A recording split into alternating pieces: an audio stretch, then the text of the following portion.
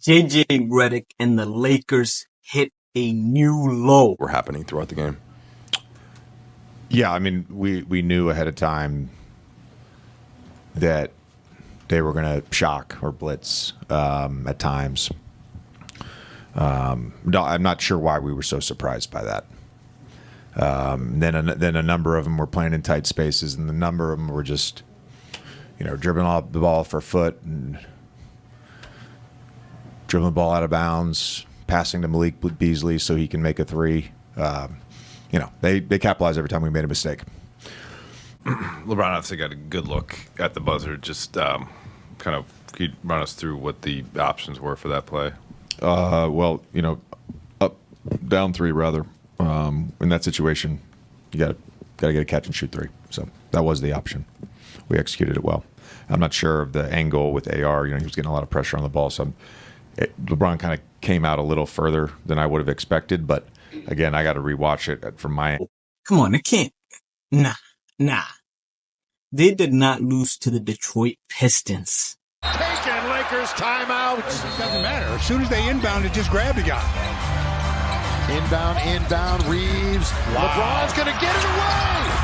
And he's going to take a bounce. No, game's over. Detroit wins it. They got swept in the season series against the Pistons.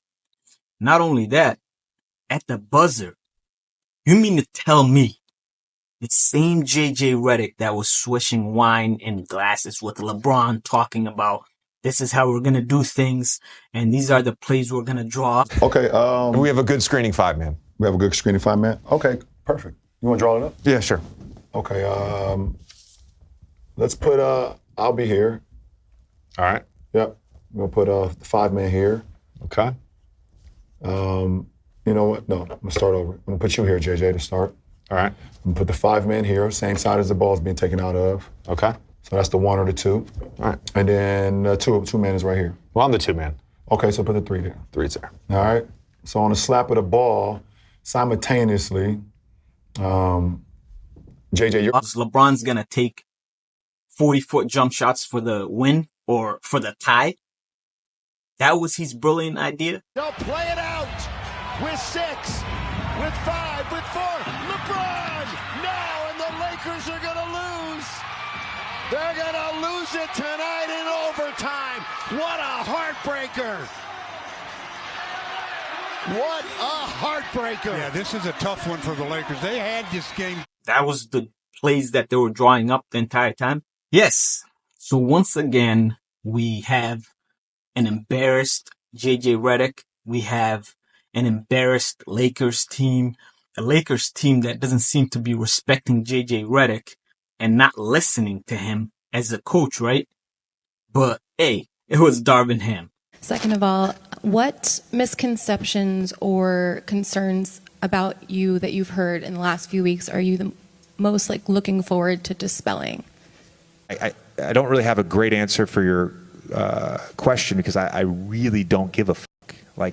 I mean, JJ Redick was telling us that Doc Rivers needs to learn how to take accountability. So maybe he needs to do that and say it's all on him. Stop calling out the team for the turnovers and all these other things and just say it's all on you as the coach, right? That's what you wanted Doc to do. Side note real quick. No one's going to react to Doc's audio there.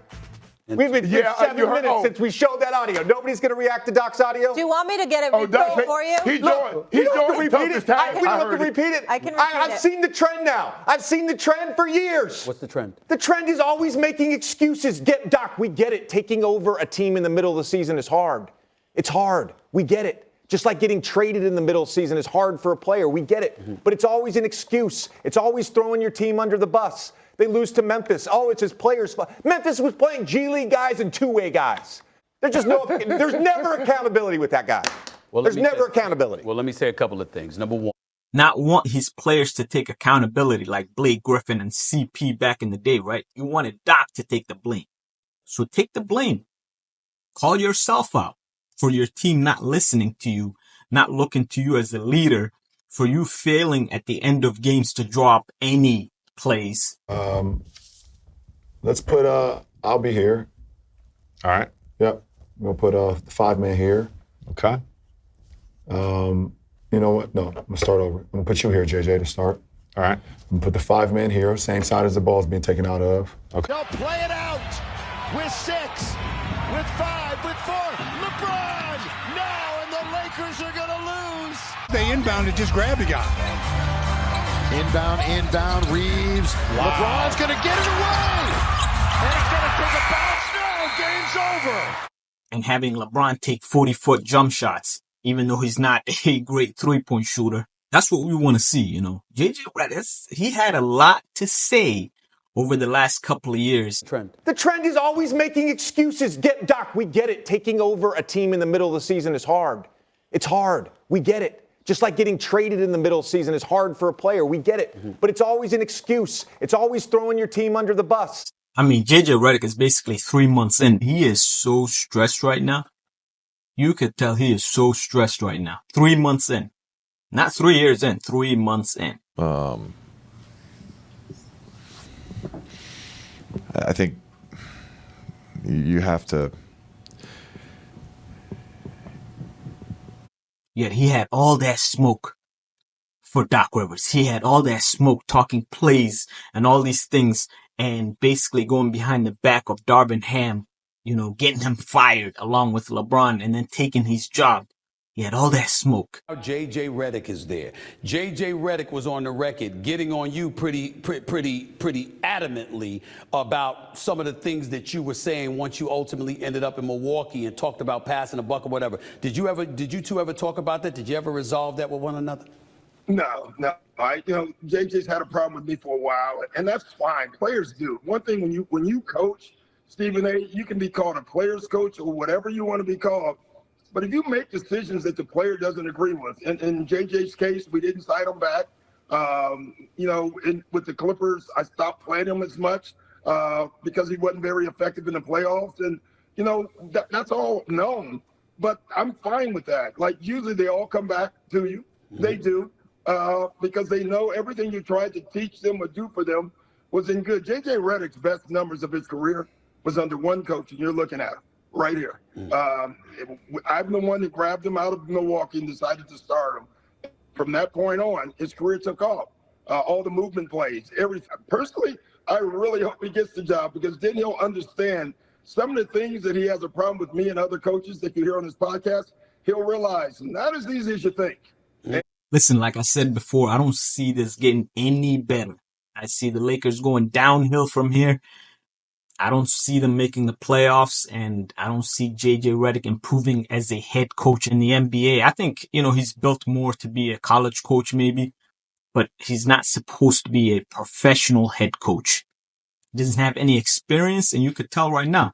The locker room, the guys don't respect him as a coach. They're not listening to anything he's saying, and it's because he has no experience, and they don't see him as coaching material. So Lakers fans, sorry to tell y'all, heading into this Christmas Day game against the Warriors, it's only downhill from here. Y'all ain't making the playoffs, and y'all locked in with JJ Redick. All right, LeBron might bolt and get traded, and jump off ship, maybe with Bronny, but it looks like it's over. Jeannie Buss and the management created this entire problem. I don't know how they're gonna fix it. Maybe fire JJ Redick, but. Yeah, it's a mess. So let me know what y'all think. Comment, like, subscribe, share. I appreciate it. Peace.